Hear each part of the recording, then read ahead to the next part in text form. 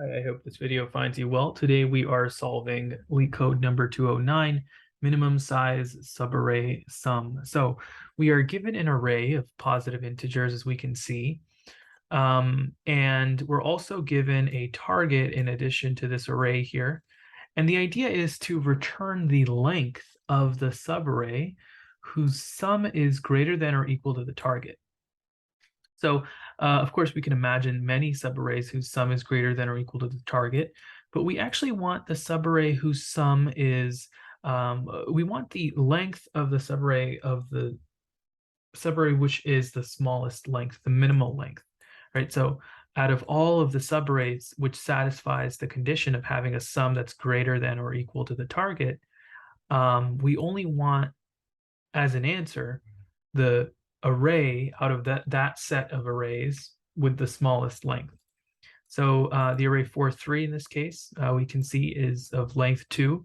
And you'll find that if you compare other valid solutions like 2 plus 3, which is 5 plus 1, 6, and then 8, this is a subarray whose sum is greater than greater than or equal to the target.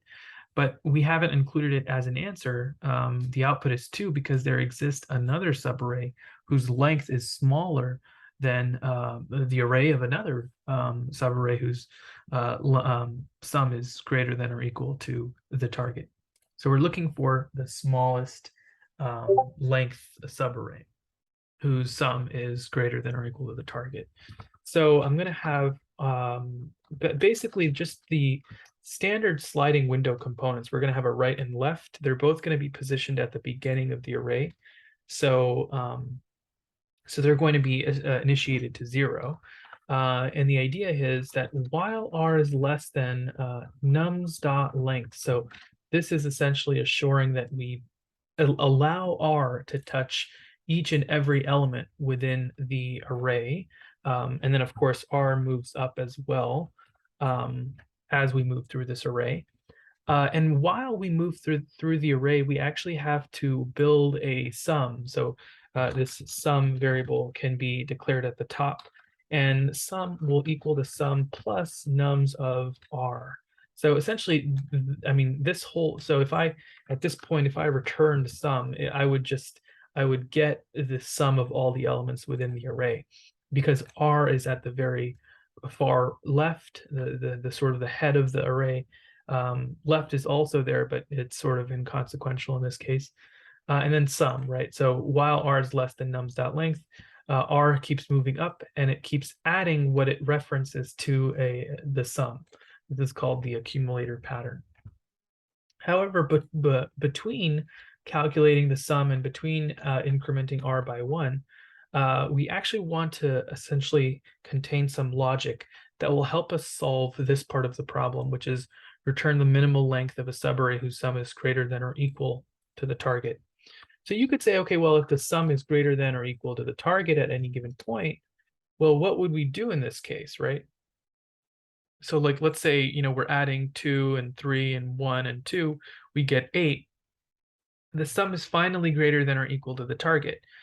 So what should we do? Well, we would want to essentially evaluate what the length of this subarray is, right? So the length of this subarray, well, that would just be int length is equal to, remember what I said, if r and l are at any given points in the array, if you subtract them, r minus l, you're finding the difference between them.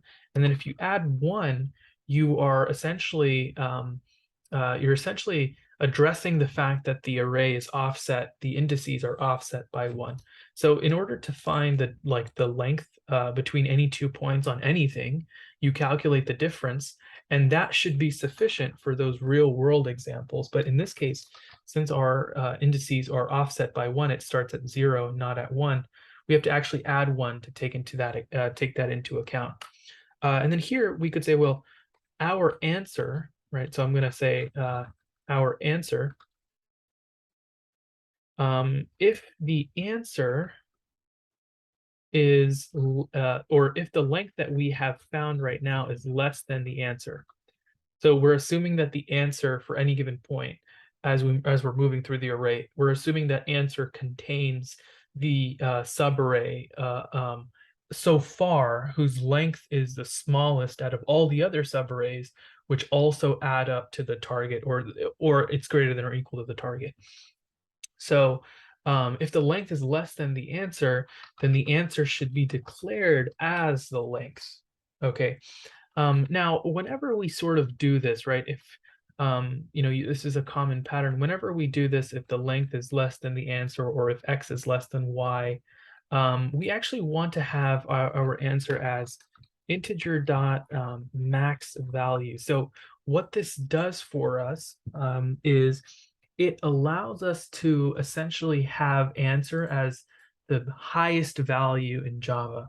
So this is integer dot max value will give us access to the highest value that Java can hold. So that as soon as we compare it to something, like let's say length is less than answer, this will definitely be true. So the first valid length will be less than the answer, and therefore answer will store that length. So that is a way of, if you're doing, if is length greater than the answer, then you would want this to be min value, so that you can basically have it in a way where the first time you make a comparison for any given length, it will be stored as the greatest value, because answer stores the smallest value in Java possible. And so what this does is it helps you store the first valid occurrence into the variable, right?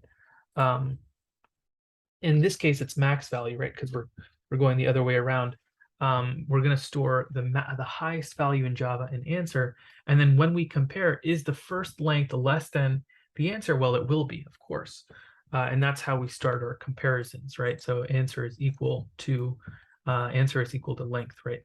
So if length is less than answer, then the answer is equal to the length in question. And then, of course, we would want to go through the sort of the shrinking process, right? So the shrinking process is we eliminate the sum, or we reduce the sum from the left, right? So suppose we're here, right? We have a sum of 8 here. It is greater than or equal to the target. We've recorded what the length was, right? We've recorded what the length was. And we've also said, okay, well, is this length less than the length of the previous answer, whatever that might have been? And if it was, then the answer is now going to update to be the length that is smaller, which we've done. And then we subtract. We then move on to the next window. So we subtract from the far left. And so we say, okay, well, we're not going to look at this element anymore. Let's instead now start looking at this window. So we want to remove this far left element from the window, and we want to look at this subarray instead. So what we do is we subtract what the left is pointing to from the sum. So sum is equal to sum minus nums of L. And then we move that L up, and it's as though this is now, sort of disregarded from this window that we had. And then we're moving on, and we're judging this array. And then what happens is, after we do that, R moves up. And so this is now the window that we're looking at. Now, this is actually something we don't want to do, right? Because then it says though we're only looking at windows of 4. It's like a fixed subarray. So you have to see, if we're here, R and L is here, and then we eliminate 2, right? Because we did the shrinking process. We eliminate 2, and then we move R. We move R up, and so we're looking at yet another window of 4. This template is very good for, or this type of structure is very good for fixed sliding window problems, but this is a variable window problem, in which case, where we want to basically we're checking this window, but we also want to check if we want to check other smaller windows. And so instead of having if here, we instead have while. So let's suppose we're building the sum.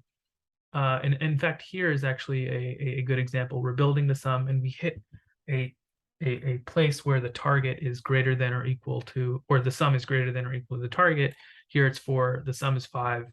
And so what we want to do here is we don't want to we don't want to just subtract and then look at this window.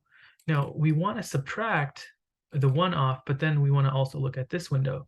So what happens is we do end up subtracting, but we only move up if we know that a smaller window doesn't exist that can give us yet another solution. So we're looking at this window, and the target is 4, so this window is a valid solution. It's 5. And then we subtract off the end, and now we look at this one, right? Because the sum is still greater than or equal to the target. So then we record this into the length as well, which is just 1, right? And that length is in fact less than what the answer was before. I'm sure the length was 2 before. Now we're looking at a length of 1, and then we subtract from the window and we move L up, and then right moves up as well. And then we sort of go through another one of these loops. But the main idea here is that this is a variable sliding window. Now, this kind of takes care of the meat of our problem. But at the very end, what do we return? Do we just return do we return answer? I mean, that would make sense to return answer, right? But what if answer never changed, right? What if there were no solutions in the array? Then we just return integer.max value. That doesn't make sense, right? Integer.max value is stored in answer. And if the answer was never updated, if there were no solutions, then returning answer might be a problem, right? So what we should say is, and this is kind of where this problem gives us a hint as to what to do. It says if there is no such subarray, return 0 instead. So we can basically say, okay, well, if the answer is still integer.max value, then we basically just return 0, it said. Otherwise, if it's not integer.max value, well, then it changed along the way. So we'll basically just return what the answer is. And so that's the idea here. Let's see.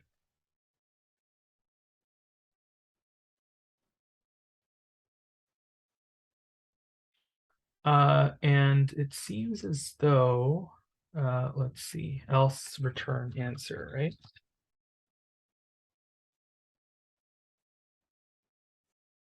There you go.